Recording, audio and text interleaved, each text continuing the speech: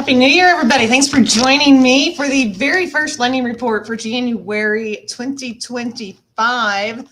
Today's the 3rd. I hope you had a really nice holiday weekend. Because of the holiday weekend with New Year's, very quiet week, really, all things considered. Quiet in terms of the news out there, maybe not so much the market, the MBS market in particular with mortgage interest rates. Tell you a little bit about mortgage apps because, again, holiday week, the last 2 weeks, numbers not surprisingly low. Purchase is down 13%, refinance is down 36%. But to note, over 2024, 44% of the actual applications for financing are for refinances. It's a lot of activity specific to refinances.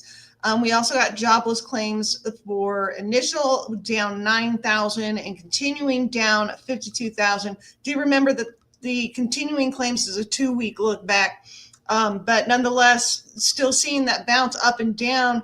We'll see how that plays out as we start into the new year and that seasonal hiring goes away. Probably the most interesting news for me this week was on credit card defaults. It's the highest level since 2008.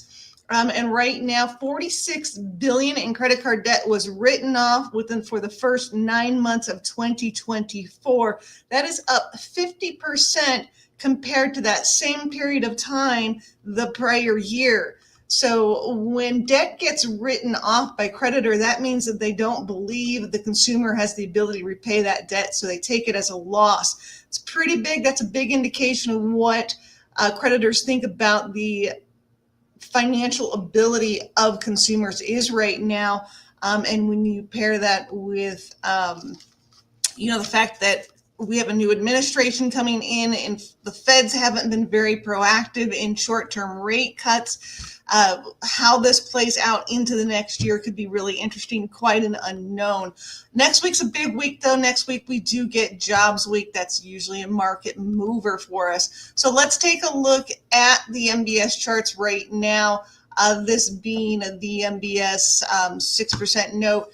You can see this past week, just a really undecided week in terms of activity. We've had one day of really positive movement, then we lost a lot of bit of ground, hardly made it up. We're losing a little bit of ground today.